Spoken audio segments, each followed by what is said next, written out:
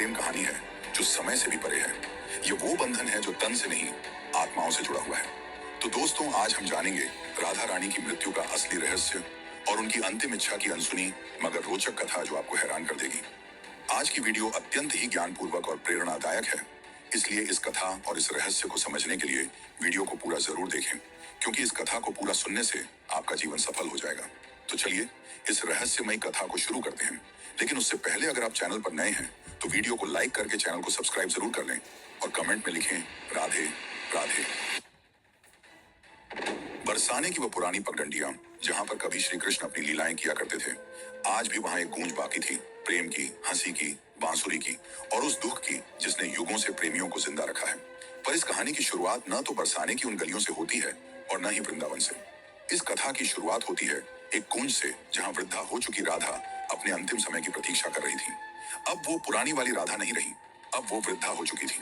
उनका शरीर झुक चुका था, लेकिन आज भी उनका हृदय उसी किशोरी राधा का था जो केवल श्री कृष्ण के लिए धड़कता था।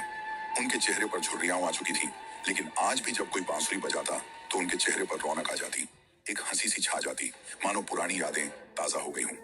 कृष्ण जब मथुरा छोड़कर चले गए, तब उनके वियोग में राधा ने न तो किसी से विवाह किया और न ही कहीं आश्रय लिया। वे अकेली ही वृंदावन के एक एकांत कुंज में रहने लगी। उनका दिनचर्या हर दिन सामान्य रहता था। वे सूर्योदय के साथ उठती और यमुना के तट पर जाकर जल अर्पण करती, जिसके पश्चात वे वापस कुटिया में लौट जाती और दिन भर श्री कृष्ण के आने का इंतजार करती, मानो उन्हें पूरा विश्वास हो कि श्री कृष्ण एक दिन उनसे मिलने जरूर आएंगे। गांव वाले राधा को साध्वी समझते थे। उन्हें उनके बारे में कुछ नहीं पता था। वे नहीं जानते थे कि वह कौन है और कहां से आई हैं, पर सभी को यह बात पता थी कि वह जो भी हो, वह अपना सब कुछ केवल और केवल श्री कृष्ण को मानती है। एक दिन राधा अपने दैनिक दिनचर्या के तहत यमुना के तट पर जल अर्पण कर रही थी। तभी उन्होंने अचानक आसमान की ओर देखा। हवा में सन्नाटा सा छा गया और उनके हृदय में एक कंपी सी दौड़ गई, मानो पूरा ब्रह्मांड उन्हें कुछ कहना चाह रहा हो। और उसी दिन शाम को वे अपनी कुटिया के बाहर तुलसी के पौधे के पास बैठ गई और उन्हें प्रणाम करते हुए कहा कि अब मेरे जाने का समय आ गया है, पर मैं यूं ही नहीं जाऊंगी। मैं तब तक नहीं जाऊंगी जब तक स्वयं श्री कृष्ण मुझे विदा न कर दें। राधा ने कहा कि मैं अपना देह तभी त्यागूंगी जब श्री कृष्ण अपने साक्षात रूप में मेरे सामने आएंगे और प्रेम से मेरा नाम पुकारेंगे, राधे। उनकी यह इच्छा सुनकर गांव वाले चौंक गए और सोच में पड़ गए कि आखिर इतने बड़े राजा इस वृद्ध महिला से मिलने क्यों आएंगे। पर किसी ने भी राधा की भक्ति पर संदेह नहीं किया, क्योंकि उन्होंने जीवन भर सिर्फ प्रेम की परिभाषा को जिया था।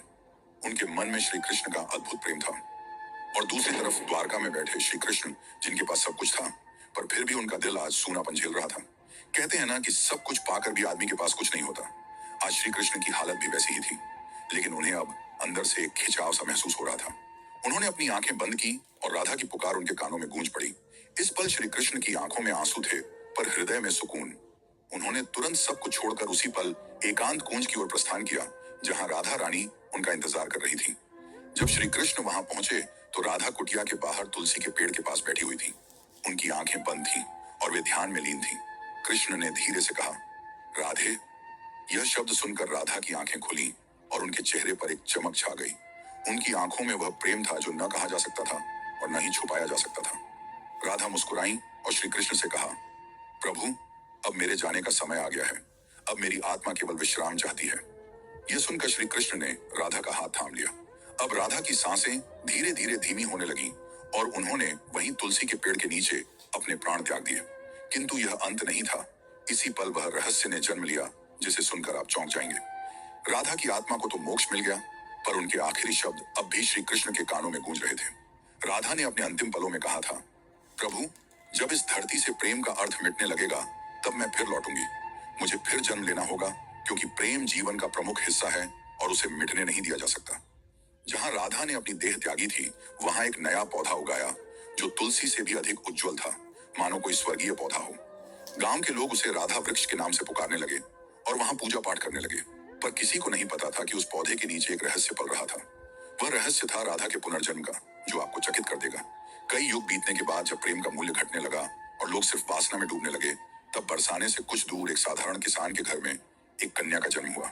उसका नाम ललिता रखा गया। पर यह कोई साधारण कन्या नहीं थी। वह बिना किसी के सिखाए ही बांसुरी की मधुर धुन बजा लेती थी।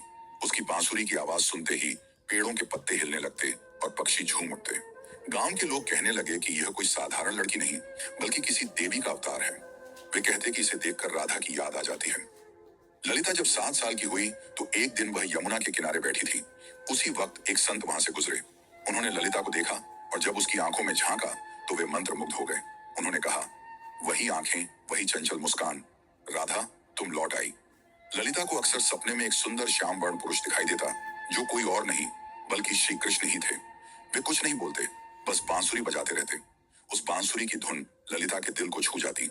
एक दिन ललिता ने अपनी माँ से पूछा, माँ ये प्रेम क्या होता है? माँ ने जवाब दिया, तू अभी बच्ची है, तुझे प्रेम का क्या पता। ललिता चुप हो गई, लेकिन उसकी आंखों में एक पुराना दर्द था, मानो उसने यह सवाल पहले भी किसी और जन्म में पूछा हो। जब ललिता 13 साल की हो गई तो एक दिन वह यमुना तट के पास बैठकर बांसुरी बजा रही थी कि तभी अचानक उसकी बांसुरी से अलग धुन निकलने लगी। वही धुन जो श्री कृष्ण उनके सपनों में आकर बजाया करते थे। अचानक वहां की जमीन थोड़ी सी फटी और एक मूर्ति सी दिखाई दी। ललिता ने उस मूर्ति को निकाला। वह मूर्ति एक स्त्री की थी जिसने बांसुरी पकड़ी हुई थी। जैसे ही ललिता ने उस मूर्ति को अपने हाथ में उठाया, उस मूर्ति से एक दिव्य आवाज निकली जिसने कहा, तुम लौट आई राधे। ललिता चौंक गई। आखिर यह कौन थी और क्यों उसका नाम राधे पुकारा जा रहा था? तो चलिए जानते अब आगे की कथा, जो और भी रोमांचक और रहस्यमयी है। लेकिन उससे पहले अगर वीडियो अच्छी लग रही हो तो इसे लाइक करके कमेंट में राधे कृष्ण जरूर लिखें। उस दिन के बाद ललिता का व्यवहार बदलता जा रहा था। अब वह गहराइयों में सोचने लगी थी। वो जानना चाहती थी कि वह कौन है और उसका जन्म क्यों हुआ है। आखिर क्यों उसे प्रेम और कृष्ण जैसे शब्द इतना आकर्षित करते हैं। उसी दौरान एक संत हिमालय से कई वर्षों की तपस्या कर बरसाने लौट रहे थे। जब उन्होंने ललिता को देखा तो वे स्तंभ रह गए। वह बोले, युगों पहले मैंने यही आंखें राधा की देखी थी। कन्या, तुम इस युग की नहीं हो, तुम्हारा जन्म किसी उद्देश्य से हुआ है। ललिता ने पूछा, कौन सा उद्देश्य? तब उस तपस्वी संत ने अपनी आंखें बंद कर जवाब दिया, अभी के युग में प्रेम केवल एक शब्द बनकर रह गया है। तुम्हें उसे फिर से जीवन बनाना है। अब बरसाने की गलियों में एक नई कथा जन्म लेने वाली थी। दरअसल यह कथा नई नहीं बल्कि पुरानी थी, राधा के पुनर्जन्म की कथा। अब ललिता किशोर अवस्था में पहुंच चुकी थी। अब उनके मन में विचित्र सी बेचैनी थी, मानो कोई उन्हें पुकार रहा हो। रातों में ललिता यमुना के तट पर अकेले बैठती और उस अज्ञात पुरुष की कल्पना करती जो उन्हें सपनों में दिखाई दिया करते थे। एक दिन ललिता ने अपनी माँ से पूछा, माँ क्या प्रेम बिना कहे भी हो सकता है? तब उनकी माँ ने जवाब दिया, बेटी सच्चा प्रेम तो वही होता है जो कुछ कहे बिना ही हो जाए। पर ललिता तो कुछ और ही सोच रही थी। उसका हृदय उस व्यक्ति के लिए धड़क रहा था जिससे वो कभी मिली भी नहीं थी। एक दिन उस स्वामी ने ललिता को अपने आश्रम में बुलाया और कहा, राधे अब समय आ गया है। कृष्ण इस युग में जन्म ले चुके हैं, पर इस युग में उन्होंने एक ब्राह्मण के रूप में जन्म लिया है और तुम्हें उन्हें ढूंढना पड़ेगा। यह सुनकर ललिता खुशी के मारे झूमने लगी, क्योंकि जिस पल का उसे इंतजार था वो आने वाला था। पर एक समस्या थी, ललिता श्री कृष्ण को पहचानेंगी कैसे? तब उस संत ने कहा, जब वे तुम्हारे सामने आएंगे तो तुम खुद ही उसे पहचान लोगी। पर ध्यान रखना, इस बार परीक्षा और भी ज्यादा कठिन होगी, क्योंकि अब युग बदल चुका है। अब तुम्हारा प्रेम व्यक्तिगत नहीं रहा, बल्कि अब तुम्हें लोगों और समाज का सामना करते हुए पूरे संसार को प्रेम का अर्थ समझाना होगा। अब श्री कृष्ण पुनर्जन्म ले चुके थे और एक नव युवक साधु के रूप में थे, जिनका नाम अनंतानंद था, जो लोगों को उपदेश दिया करते थे। पर कोई नहीं जानता था कि असल में अनंतानंद है कौन। वे जब प्रवचन देते तो प्रेम की ऐसी वाणी बोलते कि लोग रो पड़ते थे। वे कहते थे, प्रेम केवल शरीर का नहीं बल्कि आत्मा का संबंध है। प्रेम का अर्थ ही है त्याग और समर्पण। पर अंदर से वे भी अधूरा सा महसूस करते थे। वे भी हर रात यमुना के तट पर जाकर बैठ जाते और उस अज्ञात स्त्री के स्वप्न में खो जाते। अब एक दिन संत के आदेशानुसार ललिता अपने माता पिता को प्रणाम कर अकेले ही अपने उस अज्ञात प्रेम की तलाश में निकल पड़ी। उनके हाथ में केवल एक छोटी सी बांसुरी थी और मन में दृढ़ निश्चय। वे गांव गांव घूमती, कभी कथा सुनती तो कभी कई साधुओं से मिलती, इस उम्मीद में कि उसे उसका प्रेम मिल जाए। पर किसी साधु में वह तेज नहीं था जिसकी तलाश ललिता को थी। एक दिन उसे एक वृद्ध महिला मिली जिसने उससे पूछा, बेटी तुम इधर उधर क्यों भटक रही हो? तब ललिता ने कहा, मुझे किसी की तलाश है। उस वृद्ध महिला ने ललिता में राधा सा तेज देखा और उसे सुझाव दिया, बेटी तुम अपनी यह बांसुरी बजाओ, जो तुम्हारे लिए बना होगा वह स्वयं ही धुन सुनकर तुम्हारे पास खींचा चला आएगा। जिसके पश्चात ललिता ने ऊंची पहाड़ी पर चढ़कर अपनी बांसुरी बजाई और ठीक उसी पल उसे कई मील दूर अनंतानंद की आंखें भर आईं। ललिता अब तक 8 गांव पार कर चुकी थी। हर गांव में वह अपनी बांसुरी बजाती, मगर अब तक उसे वह नहीं मिल पाया था जिसकी उसे तलाश थी। ललिता को अनंतानंद के आसपास होने का एहसास होता, मगर वह उसे ढूंढ नहीं पा रही थी। अब वह थक चुकी थी, जिसके बाद उसने प्रण लिया कि यदि अगली पूर्णिमा की रात तक उसे वह नहीं मिला तो वह यमुना में कूद कर अपनी जान दे देगी। उस दिन आखिरी बार ललिता ने बांसुरी बजाई। उसकी धुन वैसी ही थी जो किसी को अंदर हिमालय में बैठे अनंतानंद को वह ध्वनि सुनाई दी। उसे वह ध्वनि काफी प्रभावी लगी, मानो उसने कई वर्षों बाद वही ध्वनि सुनी हो जो उसे पुकार रही हो। अनंतानंद ने तुरंत ही हिमालय छोड़ दिया। ठीक उसी रात ललिता को फिर से स्वप्न आया, पर इस बार स्वप्न काफी अलग था।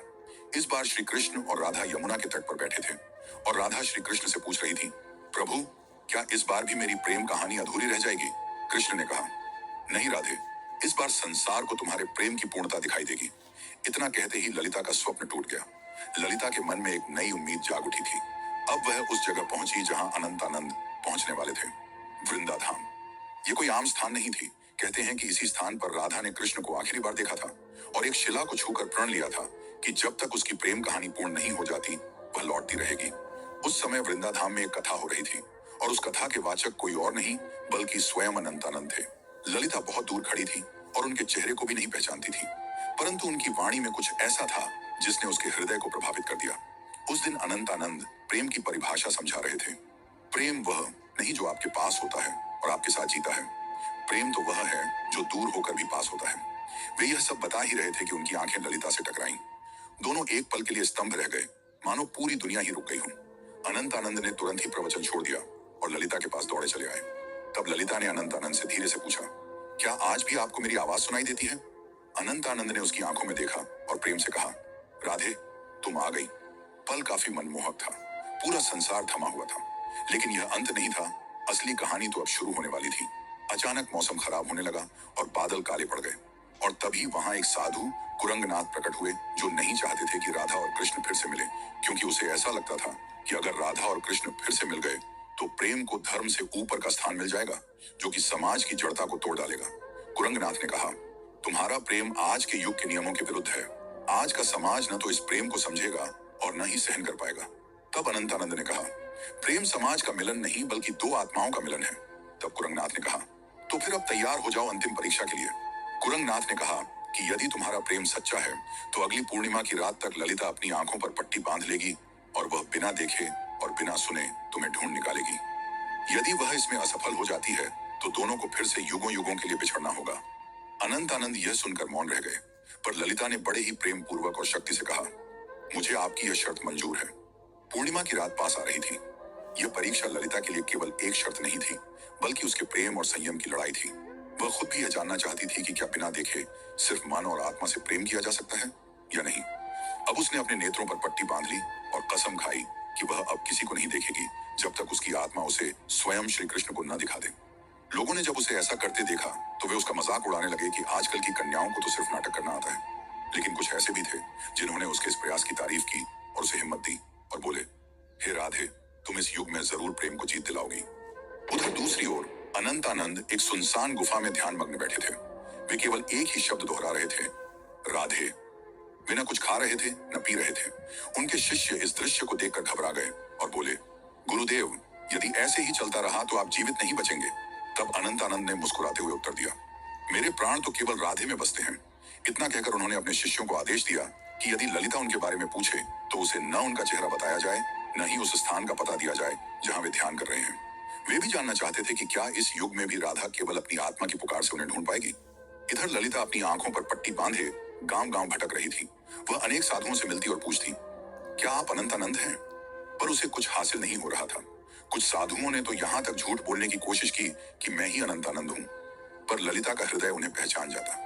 उनकी आवाज में वह माधुर्य नहीं था, न ही वह तेज था जो केवल आत्मा से पहचाना जा सकता था। एक बार एक साधु उनके पास आया जिसमें गजब का तेज था और जिसकी वाणी अत्यंत मधुर थी। उसने ललिता से कहा, मैं ही अनंतानंद हूँ। यह सुनकर ललिता एक पल के लिए डगमगा गई, पर तुरंत ही उसे एहसास हो गया और उसने उस साधु से कहा, आप में तेज तो काफी है, पर आप वह आत्मा नहीं है जिसकी मुझे तलाश है। उसी क्षण उस साधु ने अपना भेष बदल लिया। दरअसल वह कुरंगनाथ ही था जिसने भ्रम फैलाने के लिए ऐसा किया था। अब कुरंगनाथ ने क्रोध में कहा, तू अब तक नहीं टूटी? आखिर किस प्रेम की बात करती है तू? इतना सुनकर ललिता ने कहा, मेरा प्रेम इस युग के बंधनों से मुक्त है, जिसे शब्दों में समझाना असंभव है। इतना सुनकर कुरंगनाथ वहां से चला गया। अब ललिता उस गुफा के पास पहुंच चुकी थी जहां अनंतानंद ध्यान मग्न थे। ललिता धीरे धीरे गुफा के अंदर गई और अंत में उसे वहां किसी के होने का आभास हुआ जिससे दिव्य तेज निकल रहा था। ललिता ने उन्हें पहचान लिया और उनके पास जाकर अपनी बांसुरी उनके पैरों में रख दी और कहा, मैं आपको देख नहीं सकती, पर मेरा हृदय काफी जोर से धड़क रहा है। क्या आप वही हैं जिनकी मुझे तलाश है?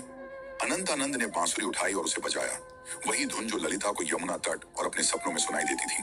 फिर अनंतानंद ने उसकी पट्टी खोली और कहा, राधे, इस बार भी तुमने मुझे तन से नहीं, केवल अपने मन और आत्मा से पहचान लिया।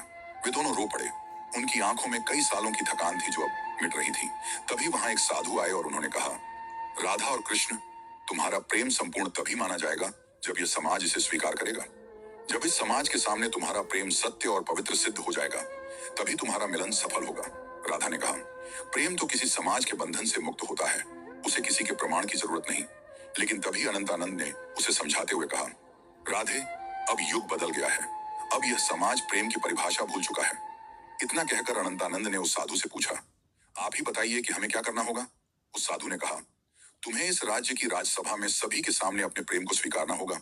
तुम्हें वहां राजा, पंडित और प्रजा सभी को यह बतलाना होगा कि एक ब्रह्मचर्य साधु और एक साध्वी भी प्रेम के बंधन में बंध कर धर्म के मार्ग पर चल सकते हैं। अगले दिन वे दोनों राजसभा में उपस्थित हुए। राजा ने कहा, हम यह क्या सुन रहे हैं कि एक साधु ने ब्रह्मचर्य को तोड़ा है? इतना सुनकर अनंतानंद ने उत्तर दिया, महाराज, मैंने कोई नियम नहीं तोड़ा, मैंने तो केवल अपने प्रेम को अपनाया है। तब अनंतानंद ने प्रेम को समझाते हुए कहा, प्रेम कोई काम वासना नहीं है, प्रेम तो आत्मा का मिलन है। जब आज से कई युग पहले राधा और कृष्ण ने प्रेम किया था, तब भी समाज ने यही कहा था। और जब वे जीवन भर समाज के कारण एक दूसरे से अलग रहे, फिर भी समाज चुप रहा। इतना कहते ही ललिता भी आगे बढ़कर बोली, मैंने केवल इन्हें तन से नहीं चाहा, बल्कि मन से भी चाहा है। और अपने प्रेम को साबित करने के लिए मैंने कड़ी परीक्षा भी दी है। और इसी दौरान ललिता ने कुरंगनाथ की वह कठिन परीक्षा के बारे में सबको बताया। इतना सुनकर राजा और सभा मौन रह गए।